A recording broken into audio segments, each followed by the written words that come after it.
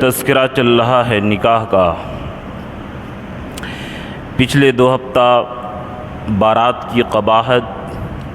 بارات کن وجہ سے ممنوع ہے اور ناجائز ہے، اور بارات کن رسومات کی وجہ سے بچنا چاہیے، ان کی گفتگو تھی۔ اسی کے ذیل میں یہ بات آئی تھی کہ اس زمانے میں لڑکے والے جو لڑکی والوں سے پیسہ نقد کیش جو لیتے ہیں، یہ اس کی وجہ باراتی ہے کہ بارات میں اپنا پیسہ خرچ کیوں کریں، لڑکی والوں کا پیسہ خرچ کریں گے۔ تو پچھلے جمعہ یہ وعدہ کیا گیا تھا کہ لڑکا والے جو لڑکی والوں سے پیسہ لیتے ہیں، ان کا انجام کیا ہوگا اور ان کا انجام کیا ہوگا، شریعت کے اعتبار سے وہ کیا ہے، تو اسی کے اوپر روشنی ڈالنے کی کوشش کر رہا ہوں۔ آیت کریمہ نے جو میں نے پڑھا، اس میں اللہ تعالیٰ فضیلت فرمائے ہیں کہ الرجال قوامون علی النساء، کہ مرد جو ہے وہ حاکم ہے، وہ نگراں ہیں، وہ ذمہ دار ہیں۔ مرد امیر ہوتا ہے اور عورت مامور ہوتی ہے، مرد حاکم ہوتا ہے اور عورت محکوم ہوتی ہے۔ اللہ تعالیٰ نے مردوں کی فضیلت بڑھائی ہے عورتوں پر، کس وجہ سے؟ 2 وجہ اللہ تعالیٰ نے فرمایا ہے۔ الرجال قوامون علی النساء بما فضل اللہ بعضهم علی بعض، کہ مرد کو جن سے عورت کے اوپر اللہ تعالیٰ نے فضیلت دی ہے۔ ایک تو فضیلت کی وجہ سے ذمہ دار اور حاکم ہے، اور دوسرا یہ وجہ ہے وَبِمَا أَنفَقُوا مِنْ أَمْوَالِهِمْ، کہ مرد جو ہیں وہ اپنا مال عورتوں کے اوپر خرچ کرتے ہیں۔ تو مرد پیسہ دینے والا ہوتا ہے اور عورت لینے والی ہوتی ہے۔ مرد اپنا پیسہ عورتوں پر خرچ کرتا ہے، اس لیے مردوں کی فضیلت عورتوں کے اوپر قرآن کریم نے زیادہ بیان کی ہے۔ اب اگر نعوذ باللہ ہم مرد لوگ گھٹیا پن کا ثبوت دیں کہ عورت سے پیسہ لیں اور عورتوں سے پیسہ کا مطالبہ کریں ان کے والد سے، تو اللہ تعالیٰ نے جو مرد کے اندر پاور دی تھی، قوامیت کی، حاکم بننے کی، ذمہ دار بننے کی، مردوں کی جو اہمیت دی تھی، اللہ تعالیٰ نے جو فضیلت دی تھی، اس فضیلت کو مرد لوگ نعوذ باللہ ختم کر دیں گے۔ قرآن کریم نے جو بیان کیا بما فضل اللہ بعضهم علی بعض وبما انفقوا من اموالہم، کہ مرد جو ہے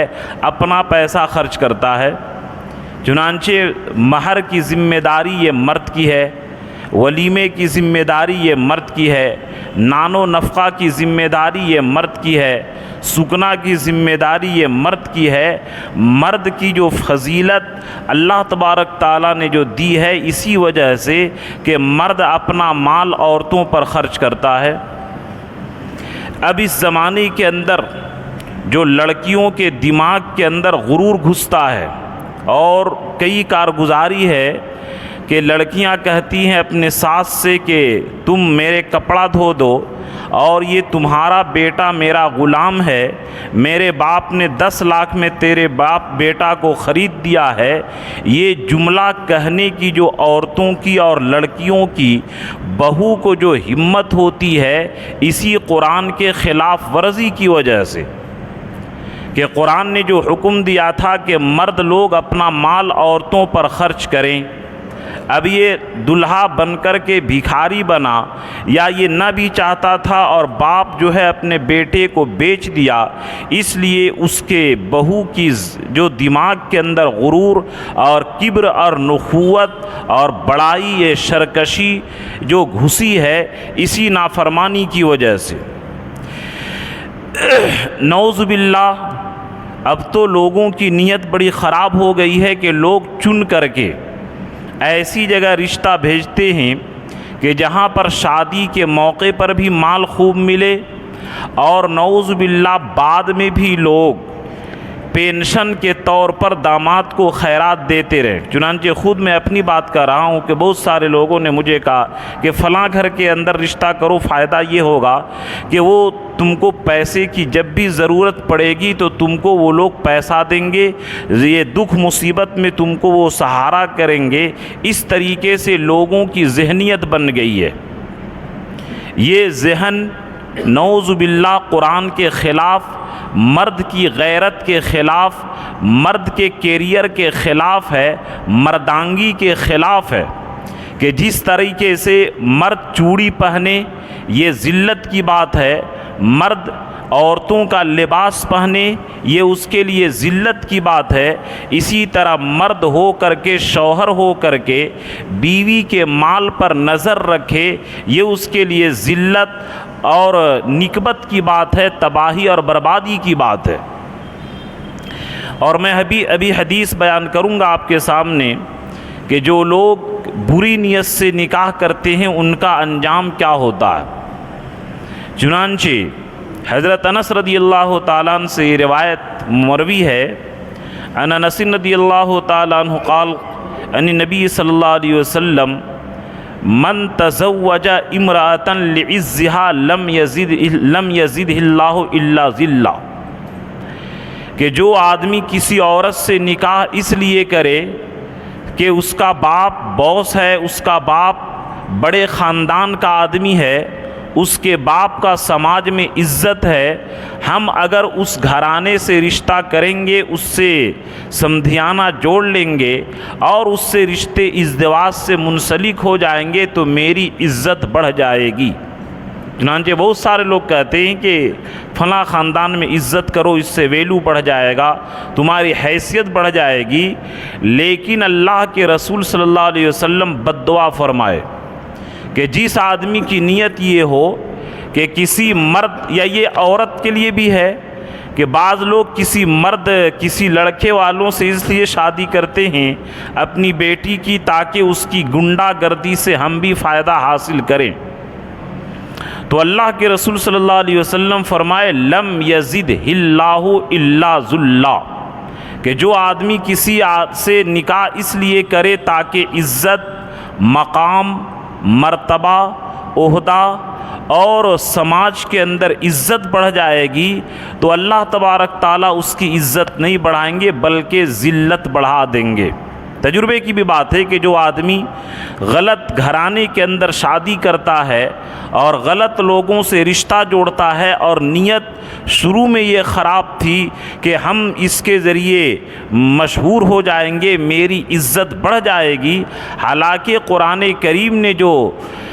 عزت کا مدار رکھا ہے وہ تقوی کی بنیاد پر رکھا ہے کہ جو آدمی تقوی اختیار کرتا ہے، شریعت کی پابندی اختیار کرتا ہے، اللہ اور رسول سے محبت کرتا ہے تو اللہ ان الذین آمنوا وعملوا الصالحات سیجعل لہ الرحمن ودا، یہ قرآن کا فرمان ہے کہ جو آدمی نیک ایمان لائے، نیک عمل کرے، اللہ تعالیٰ اس کو محبوب بنا دیتے ہیں، اللہ تبارک تعالیٰ لوگوں کے دل کے اندر مقبولیت ڈال دیتے ہیں۔ بلکہ حدیث ہے، حدیث کا مفہوم یہ ہے کہ جب آدمی نیکی اور تقوی اختیار کرتا ہے تو اللہ تعالیٰ اس سے محبت کرتے ہیں اور جبرائیل امین کو فرماتے ہیں کہ اے جبرائیل، فلاں جو بندہ دنیا میں ہے وہ نیکی اختیار کیا ہے، اس لیے میں اس سے محبت کرتا ہوں، تم بھی محبت کرو اور آسمان کے فرشتوں میں بھی اعلان کر دو۔ چنانچہ فرشتے لوگ بھی اس انسان سے محبت کرنے لگتے ہیں، حتیٰ یوزع القبول لہ فی الارض، یہاں تک کہ آسمان میں جب عزت بڑھتی ہے تو زمین کے اندر بھی اس کی اللہ تعالیٰ عزت کو بڑھا دیتے ہیں۔ آج جو ہم بزرگوں کے خلاف اگرچہ بزرگوں سے کوئی رشتہ داری نہیں، لیکن اگر ہمارے بزرگوں کو آپ کے سامنے گالی دے دے، آپ اس کو تماچا مار دیں گے کہ تم میرے بزرگوں کو گالی دیتا ہے، تو اللہ تبارک تعالیٰ خاندان سے رشتہ جوڑنے کی وجہ سے عزت نہیں دیتے ہیں بلکہ ایمان اور اعمال صالحہ کی استقامت اور پابندی کرنے کی وجہ سے اللہ تبارک تعالیٰ عزت دیتے ہیں۔ اور دوسری بات سنیے، وَمَن تَزَوَّجَ امْرَأَةً لِمَالِهَا، لم یزدہ اللہ الا فقرا، کہ جو آدمی کسی لڑکی والوں سے نکاح اس لیے کرتا ہے کہ اس لڑکی کا باپ کروڑ پتی ہے، اس لڑکی کا باپ بڑا مالدار اور سیٹ ہے، کم سے کم شروع میں 10 لاکھ 20 لاکھ دے دے گا، کاروبار دے گا، گاڑی 4 ویلر دے دے گا، یہ نیت ہوتی ہے، اور ہمیشہ یہاں سے پینشن ملتا رہے گا، نعوذ باللہ اس کی نیت یہ ہوتی ہے۔ تو اللہ کے نبی صلی اللہ علیہ وسلم فرمائے لم یزدہ اللہ الا فقرا، کہ جو آدمی کسی مالدار کے یہاں نکاح کرے پیسہ لینے کی بنیاد پر، پیسہ حاصل کرنے کی غرض سے، پیسہ کمانے کی غرض سے، تو اللہ تبارک تعالیٰ اس کی غریبی کو اور بڑھا دیں گے۔ چنانچہ تجربہ ہے کہ بہت سارے لوگوں کا کاروبار پہلے اچھا چلتا تھا، لیکن شادی کے موقع پر سسر سے نعوذ باللہ حرام مال لیا، تو اس کی وجہ سے اس کی جو اپنی کاروبار ہے وہ بھی ٹھپ پڑ جاتا ہے، اور بہت سارے کہ وہ بچہ بیمار، وہ ایکسیڈنٹ، اور وہ حالات، یہ دیکھیے کسی مفتی کا فتویٰ نہیں ہے، کسی امام کا قول نہیں ہے، اللہ کے نبی صلی اللہ علیہ وسلم جو فرماتے ہیں وما ينطق عن الهوى ان هو الا وحی یوحی، کہ اللہ کے نبی اپنے طرف سے نہیں فرماتے ہیں بلکہ اللہ کی طرف سے وحی ہوتی ہے۔ تو اللہ کے نبی فرماتے ہیں مضمون وہ اللہ کے ہوتے ہیں، الفاظ وہ نبی کے ہوتے ہیں تو وہ حدیث ہے، اور اگر لفظ بھی اللہ کا ہو، کلام بھی اللہ کا ہو، اور مضمون بھی اللہ کا ہو تو وہ قرآن ہے۔ یہ فرق ہے قرآن اور حدیث کے اندر۔ تو یہ سوچ لیجئے کہ جو لوگ پیسہ حاصل کرنے کی نیت سے، مالداری حاصل کرنے کی نیت سے بڑے گھرانے کے اندر، مالدار گھرانے کے اندر نکاح کرے، تو ایسے لوگوں کے لیے اللہ کے رسول نے یہ بد دعا فرمائی ہے الا فقرا، کہ ان لوگوں کی غریبی اور بڑھتے جائے گی۔ اب آپ کو سوال ہوگا کہ نہیں، بعض لوگ ایسے ہیں کہ پیسہ لیے تو ان کی مالداری اور بڑھ گئی، تو اس کا جواب یہ دیتا ہوں میں کہ اگر وہ کروڑ پتی بنا،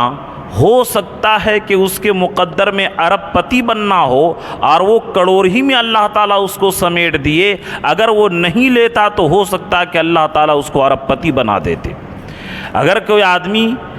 لڑکی والوں سے پیسہ لینے کے بعد نہیں وہ اس کی مالداری کم ہوتی ہے، تو سمجھیے کہ ہم کو پتہ نہیں ہے، لیکن اللہ تبارک تعالیٰ اور زیادہ مالداری بڑھانے والے تھے، لیکن اس نے اتنا ہی پر بس کر دیا اپنے نیت کی خرابی کی وجہ سے۔ یہاں پر ایک بات یاد رکھیے، بڑی قیمتی بات یاد آئی، وما من دابۃ فی الارض الا علی اللہ رزقھا، کہ روئے زمین میں جتنے بھی مخلوق ہیں سب کو رزق اللہ تبارک تعالیٰ دیتے ہیں۔ اس آیت کریمہ کے ذیل میں حضرت مفتی شفیع صاحب رحمۃ اللہ علیہ لکھتے ہیں کہ ایک آدمی نے اعتراض کیا کہ حضرت آپ کہتے ہیں کہ سارے روئے زمین کو اللہ تبارک تعالیٰ رزق دیتے ہیں، تو میں ایک آدمی کا 1 لاکھ پیسہ چرا لیا، ڈکیتی کر لیا، تو وہ تو میرے رزق میں تھا نہیں، وہ تو میں اپنے مقدر سے حاصل کیا۔ تو حضرت مفتی شفیع صاحب رحمۃ اللہ علیہ نے اس کا جواب دیا ہے کہ وہ 1 لاکھ جو تم بندوق کے نوک پر لیے ہو، یا حرام طریقے سے، گنڈا گردی سے، یا تم رنگداری کے اندر جو تم وصول کیے ہو، فرق یہ ہے کہ اللہ تبارک تعالیٰ تم کو 1 لاکھ حلال طریقے سے دینے والے تھے، لیکن تم نے نیت کو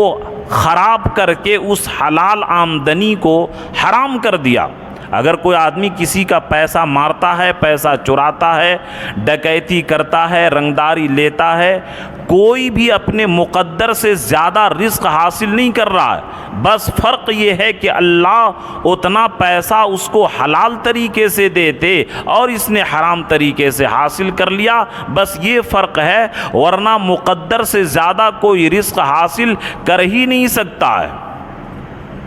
اس لیے میرے دوستو، ان تمام جو برات کی وجہ سے یہ سب لین دین ہوتا ہے، اس کو ختم کریں۔ تیسری چیز اللہ کے نبی صلی اللہ علیہ وسلم فرمائے من تزوج امرأة لحسبها لم يزدہ اللہ الا دناء، کہ کوئی آدمی کوئی بڑا بزرگ ہے، شریف ہے، نیکی کی شہرت ہے،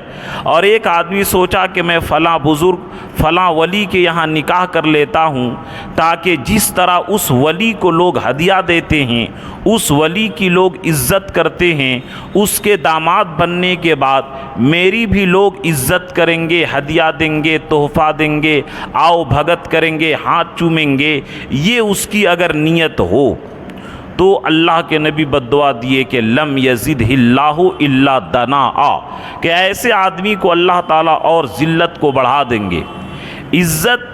آدمی کو جو ملتا ہے تقوی کی بنیاد پر اللہ تبارک تعالیٰ دیتے ہیں، کسی آدمی کی وجہ سے اللہ تبارک تعالیٰ عزت نہیں دیتے، یہ غلط چیز ہے، غلط سوچ ہے۔ اور اصل چیز جو میں ابھی عرض کرنے جا رہا ہوں کہ اسی حدیث میں جو چوتھی چیز اللہ کے رسول فرمائے کہ من تزوج امرأة لم يرد الا ان یغض بصرہ ویحسن فرجہ بارک اللہ لہا فیہا وبارک لہا فی او کما قال، کہ جو آدمی اس لیے نکاح کرتا ہے تاکہ میری نگاہ کی حفاظت ہو جائے، شرمگاہ کی حفاظت ہو جائے، جنسی شہوت ہے اس کو حلال طریقے سے ہم پوری کرنے لگیں، وَيَصِلَ رَحْمَهُ، اور اس عورت کو کوئی دیکھ بھال کرنے والا نہیں ہے، اس کو میں اپنے آمدنی سے کھلاؤں گا، اس کی تمام ضروریات کو پوری کروں گا، اپنے ایمان کی حفاظت کروں گا، اس کے ایمان کی حفاظت کروں گا، اس کے رشتہ داری کو میں جوڑوں گا۔ اگر اس نیت سے کوئی نکاح کرتا ہے، نہ مال کی غرض ہے، نہ عہدہ کی غرض ہے، اور نہ کوئی اس کو عزت کی طلبگار ہے، بلکہ صرف اللہ تبارک تعالیٰ کے حکم پر ایمان بنانے کے لیے اور اس عورت کی ایمان کی حفاظت کے لیے اگر کوئی شخص نکاح کرتا ہے تو اللہ کے رسول صلی اللہ علیہ وسلم فرمائے کہ اس مرد کے ذریعے اس عورت کو برکت عطا فرمائیں گے، اور اس عورت کے ذریعے اس مرد کو اللہ تبارک تعالیٰ برکت عنایت فرمائیں گے۔ چنانچہ آپ کو تجربہ ہوگا، میں بہت یہ دیکھا اس زمانے کے اندر کہ الحمدللہ ایک لڑکا غریب تھا، پنچر بنانے والا، بڑی مشکل سے گزارا، لیکن الحمدللہ سنت طریقے سے نکاح کیا، صحیح نیت سے نکاح کیا، الحمدللہ اللہ نے اس کو بلڈنگ بھی دیا اور اچھی آمدنی بھی اس کو اللہ تبارک تعالیٰ عنایت کر دیے۔ تو یہ نکاح کرنے کا غرض جو ہے اپنے ایمان کو سنبھالنا، اپنے ایمان کو بچانا۔ یہاں پر لوگ غلطی یہ کرتے ہیں کہ لڑکا نعوذ باللہ برائی کے اندر مبتلا ہے اور کہتے ہیں کہ لڑکا سنبھل جائے تو میں اس کو نکاح کر دوں گا، لیکن اللہ کا وعدہ ہے کہ یہ بندہ نکاح کر لے تو میں اس کو سنبھال دوں گا۔ چنانچہ حدیث پاک میں ہے نسائی شریف کے اندر کہ ثلاثۃ حق علی اللہ عز وجل عونہم، کہ تین لوگوں کو ضرور اللہ تعالیٰ مدد کرتے ہیں، ان میں سے ایک وہ بھی ہے والناکح الذی یرید العفاف، کہ جو آدمی پاک دامنی حاصل کرنے کی نیت سے نکاح کرتا ہے تو اللہ تبارک تعالیٰ اس کو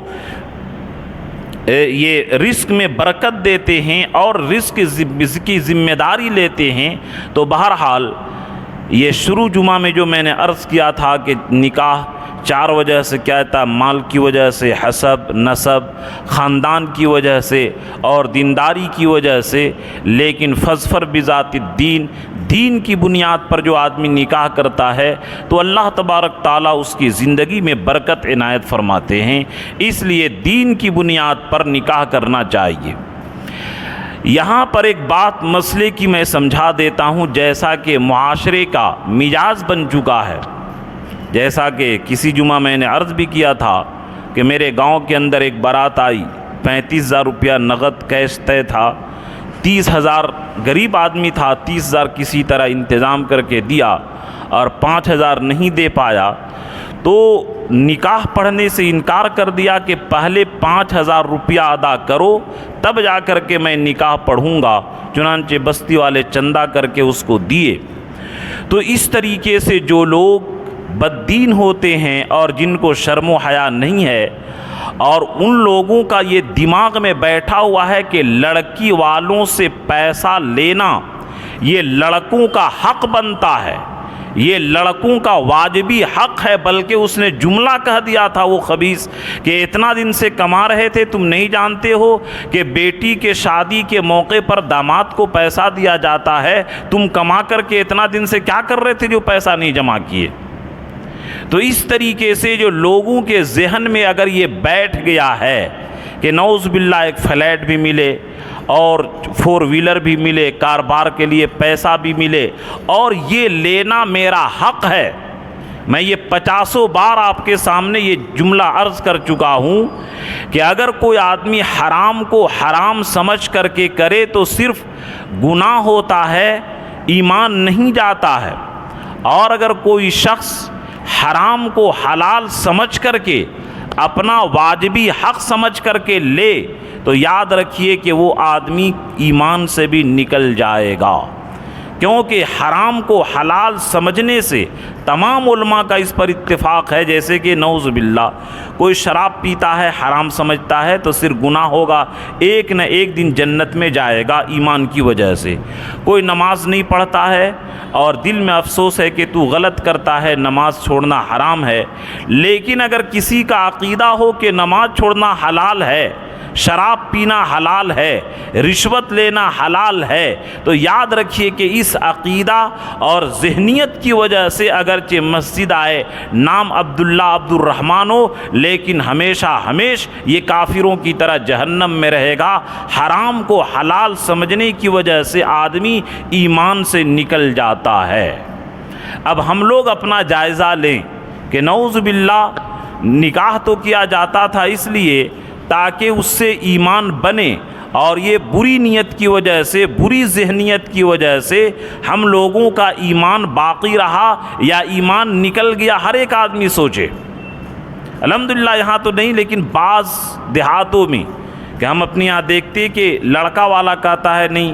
5 لاکھ لیں گے، لڑکی والا بولتا ہے نہیں 2 لاکھ دیں گے، بیچ میں ایک بچولیا ہوتا ہے وہ کہتا نہیں تھوڑا سا آپ نیچے اتریے، لڑکی والے تھوڑے سے اوپر چڑھیے۔ اس طریقے سے جانور کی طرح نعوذ باللہ لوگ طے کرتے ہیں، اور یہ بہت ہی بری بات ہے کہ اس کی وجہ سے ان کی زندگی جو نکاح کا جو مقصد ہے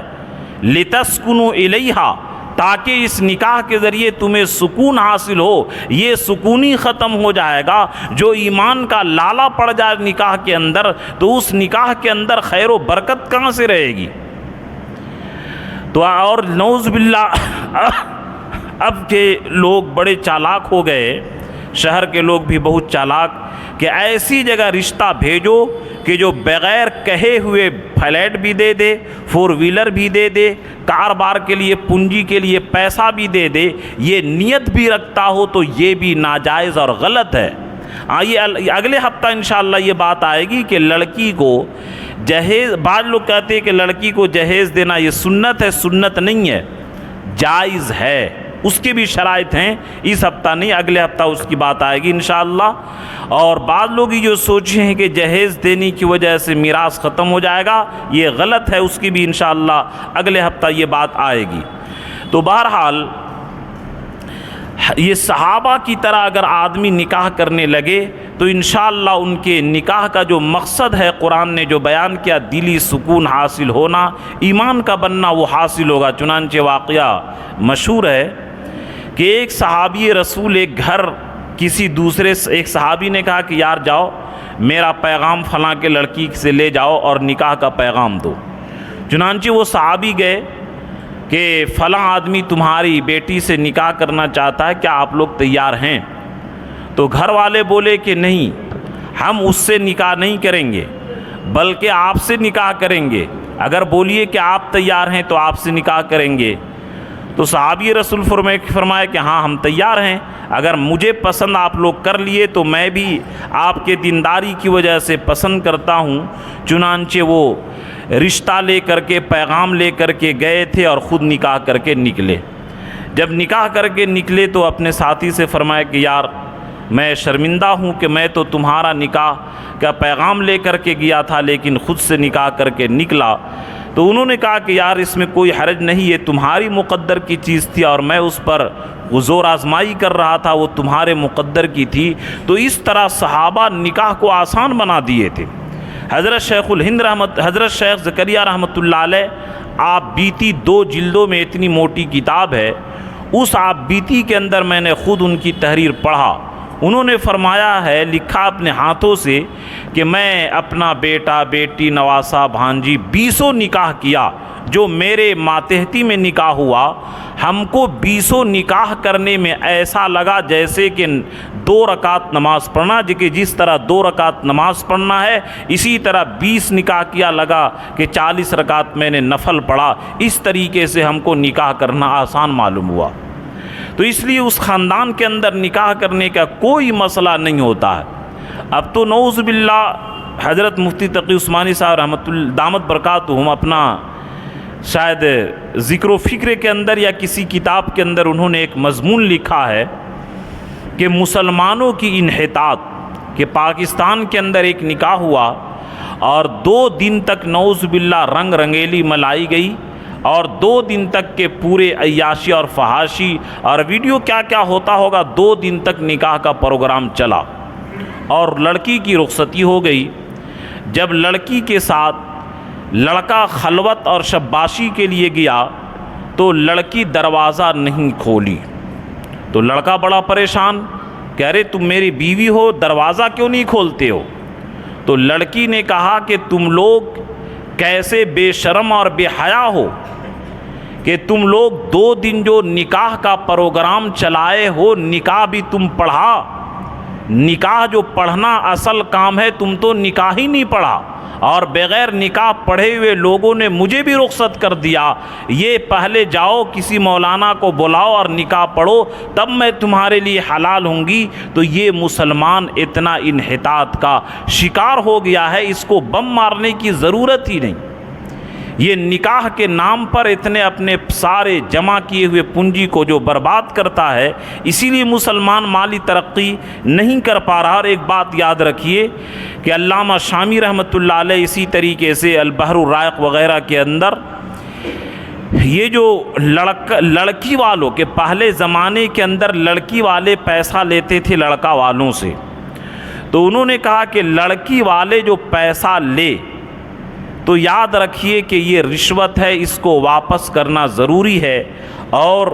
الراشی والمرتشی فی النار، کہ رشوت دینے والا اور رشوت لینے والا دونوں گنہگار ہے۔ رشوت کی تعریف کیا ہے؟ رشوت کی تعریف یہ ہے کہ جو کام آپ کے ذمے ہے، جیسے کہ مثال کے طور پر آپ سرکاری محکمے کا افسر ہیں،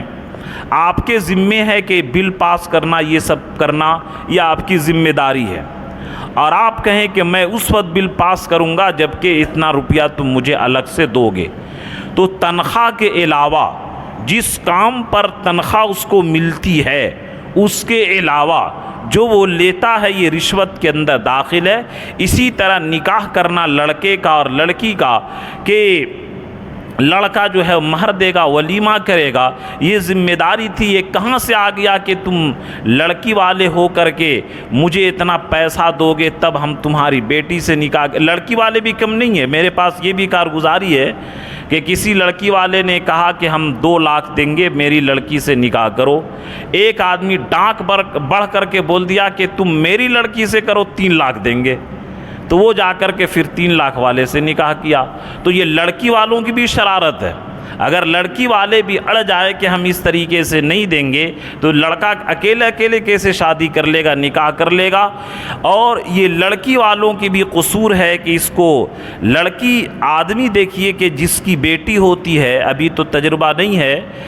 بیٹی جو اپنا لخت جگر ہے، دل کے ٹکڑا کسی مرد کو حوالے کر دے، یہ کم بڑی بات ہے کہ اپنا گھر بار چھوڑ کر کے اس طریقے سے لڑکی اپنا گھر بار چھوڑ کر کے دوسرے کے گھر میں رہنا اور زندگی گزارنا یہ کوئی معمولی بات نہیں ہے۔ چنانچہ بعض کارگزاری یہ بھی ہے کہ اب تو لوگ زمین بیچتے دیہات میں، بعض لوگ گھر بیچتے ہیں۔ ایک آدمی گھر بیچا کہ بہن کی شادی نہیں ہو رہی تھی، گھر بیچ دیا، اور ماں کو اس صدمے کی وجہ سے ہارٹ اٹیک ہوا اور وہ مر گئی رخصتی سے پہلے۔ بعض لوگ کے کیا ہارٹ اٹیک کر جاتا ہے۔ اس طریقے سے میرے دوستو یہ سراسر ظلم ہے کہ نعوذ باللہ مسلمان، پتہ آپ کو ہے یا نہیں، ہم پڑھتے تھے اسی زمانے کے اندر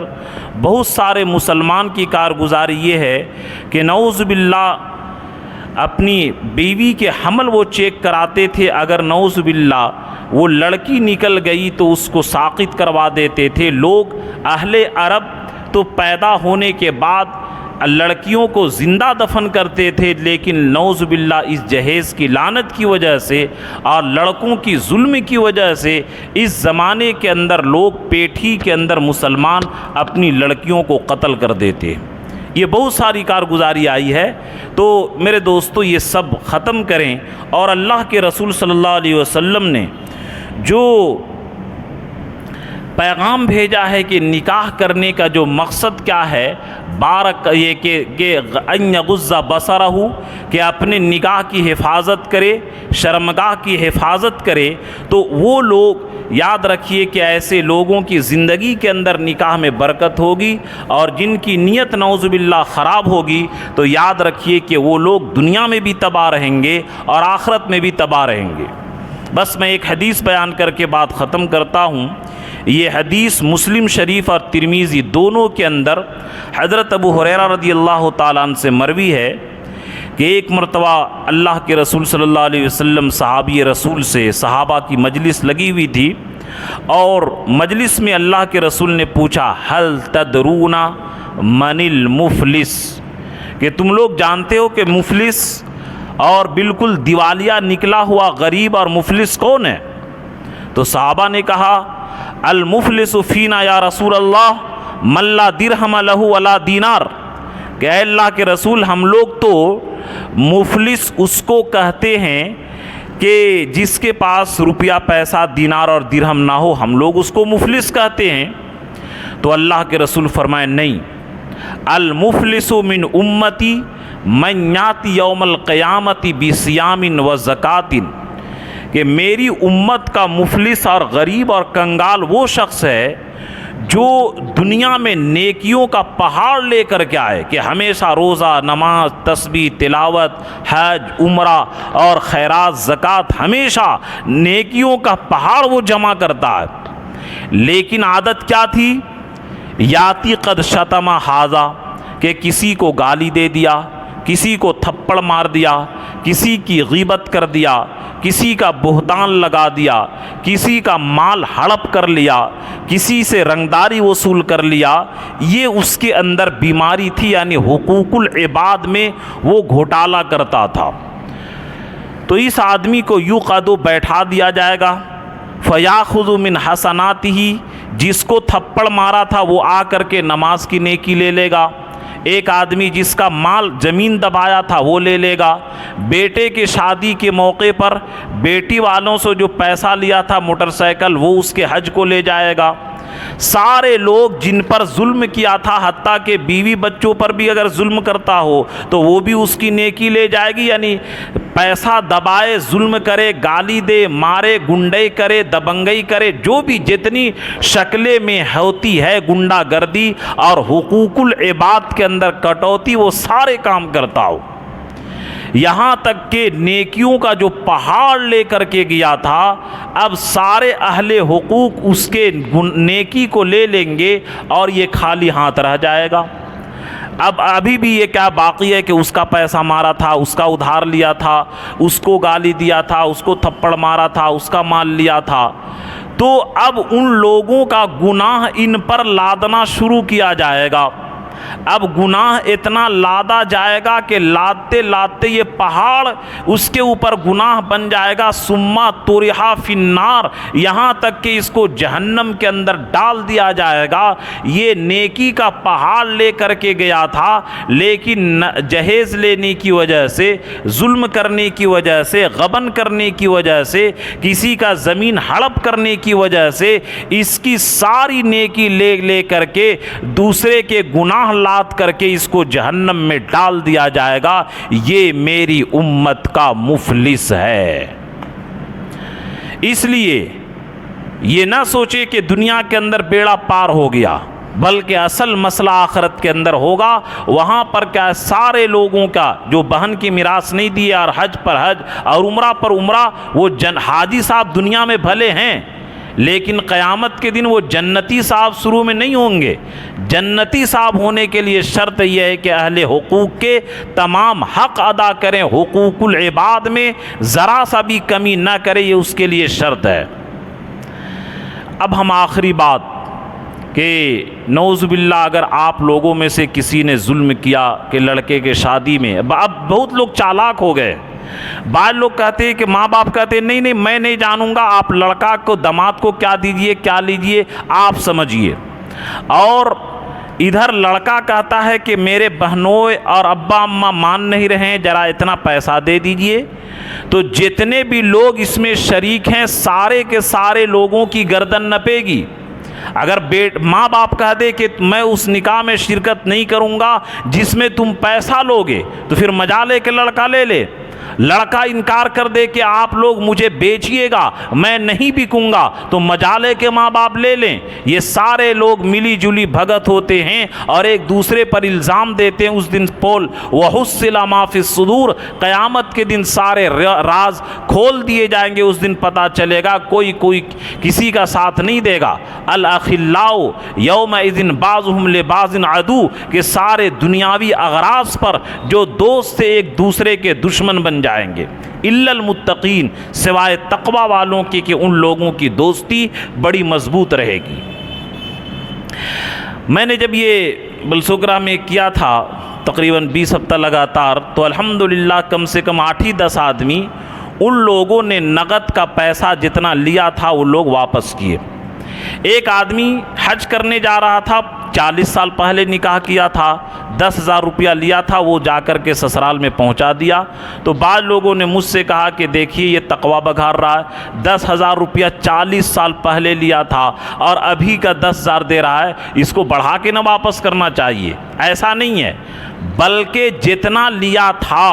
اتنا ہی واپس کیجئے. وہ ویلو کیا ہے، پیسے کے کمی زیادتی وہ ایک الگ بات ہے کہ ویلو بڑھتا اور گھٹتا ہے، وہ ایک الگ چیز ہے. لیکن اگر آپ 50,000 لیے ہیں 10 سال پہلے تو اتنا ہی واپس کرنا پڑے گا، بڑھا کے واپس نہیں کرنا پڑے گا. تو اب اگر آپ چاہتے ہیں کہ نعوذ باللہ جو غلطی ہو گئی سے ہو گئی،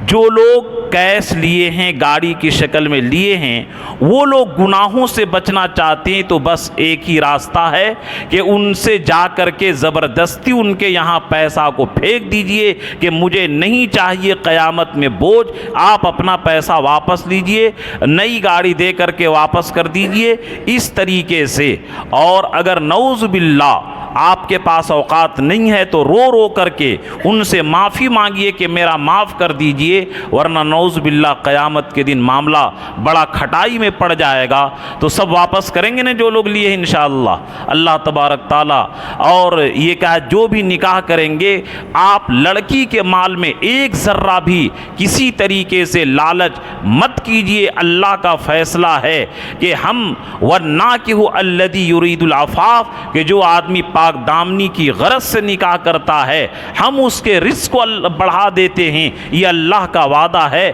اس لیے میرے دوستو اللہ کے وعدے پر یقین رکھیں. اور اللہ نے جو مردوں کو قیمت دی ہے بما انفقوا من اموالہم، کہ مرد عورتوں کو اپنے مال میں سے خرچ کرتے ہیں. اچھا اسی طرح ایک ذہن میں بات آئی کہ مثال کے طور پر آپ 2 لاکھ پیسہ لیے سسرال والوں سے نکاح کے موقع پر، اب آپ سالی کی شادی میں مدد کرتے ہیں 50,000، تو آپ مدد مت دیجئے بلکہ صاف صاف یہ کر کے کہیے کہ ہم نے نعوذ باللہ جو حرام لیا تھا آپ سے ہم وہ واپس کر رہے ہیں، 50,000 ابھی لے لیجئے، 50,000 پھر دیں گے. اگر آپ گفٹ دے رہے ہیں اور وہ واپس نہیں کر رہے ہیں تو یاد رکھیے کہ آپ کا معاملہ حل نہیں ہوگا. جیسے کہ آپ نے کسی سے قرضہ لیا اور آپ بریانی کھا لی اس کو کھلائیں، تو بریانی کھلانے سے قرضہ ادا فائدہ نہیں ہوگا بلکہ قرض کو آپ کو ادا کرنا پڑے گا۔ تو اسی طریقے سے یہ چند باتیں آئی آپ کے سامنے۔ اللہ تبارک تعالیٰ دنیا کے تمام مسلمانوں کو، مردوں کو خودداری عطا فرمائے۔ جو اللہ نے مردوں کو قیمت اور خودداری دی ہے، ان مردوں کے ہم تمام مردوں کو خودداری عطا فرمائے، اور عورتوں کی مال میں حرص اور لالچ کی نیت رکھنے سے اللہ تعالی ہم تمام مسلمانوں کو پاک فرمائے اور صحیح طریقے سے نکاح کرنے کی توفیق عطا فرمائے، اور بارات کے رسم کو ختم کیجئے۔ یہیں سے لوگوں کا ذہن بگڑتا ہے کہ ارے بارات میں اتنا خرچہ کریں گے، اپنا پیسہ تھوڑی خرچ کریں گے۔ چنانچہ میرے گاؤں کی بات ہے، بریلی لوگ ہیں، دین سے بالکل جاہل لوگ، تو ایک آدمی نے کہا کہ سمدھی صاحب گاڑی بھی لیجئے گا، پیسہ بھی لیجئے گا۔ بولا ہاں، تو بارات میں اپنا پیسہ تھوڑی خرچ کریں گے، آپ ہی لوگ والا نے خرچ کریں گے۔ تو اس طریقے سے ذہن خراب ہو گیا۔ آپ کو اوقات نہیں ہے، 4-5 آدمی جا کر کے نکاح پڑھا کر کے لے آئیے اور اس طریقے سے